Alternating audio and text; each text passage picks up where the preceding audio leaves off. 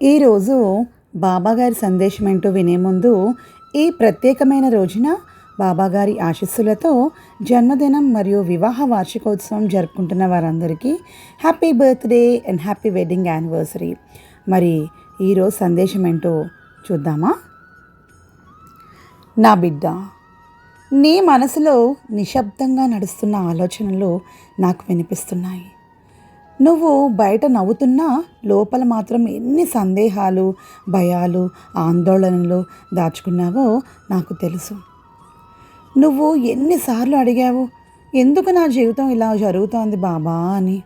కానీ ఒక విషయం గుర్తుంచుకో, నా అనుమతి లేకుండా ఈ ప్రపంచంలో ఒక్క ఆకు కూడా కదలదు.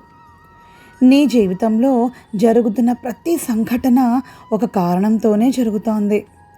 అది నీకు ఇప్పుడే అర్థం కాకపోవచ్చు, కానీ సమయం వచ్చినప్పుడు అదే సంఘటన నీకు వరంగా అనిపిస్తుంది. నువ్వు ప్రయత్నాలు చేస్తూనే ఉన్నావు, కొన్ని ఫలిస్తున్నాయి, కొన్ని విఫలమవుతున్నాయి. అప్పుడు నీ మనసు విరిగిపోతోంది. కానీ నేను చెబుతున్నాను, విఫలం అనేది ముగింపు కాదు, అది మార్గదర్శకం అని.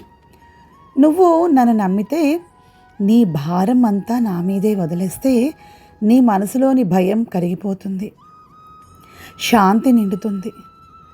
నీకు కావాల్సింది అన్నీ నేను ఇస్తాను, కానీ నీకు సరైన సమయంలో సరైన విధంగా.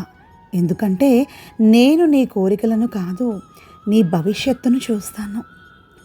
ఇప్పుడు నువ్వు అనుకుంటున్నావు, ఎందుకు ఆలస్యం బాబా అని.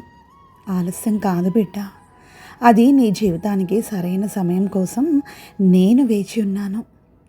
నువ్వు చేయాల్సింది ఒక్కటే, నమ్మకం కోల్పోకూడదు, అవిశ్వాసం దగ్గరకు రానివ్వకో. ప్రతి కన్నీటి బొట్టు నాకు తెలుసు, నీ ప్రతి నిశ్శబ్ద ప్రార్థన నాకు వినిపిస్తుంది. నువ్వు ఒంటరిగా లేవు, నేను ఎప్పుడూ నీతోనే ఉన్నాను.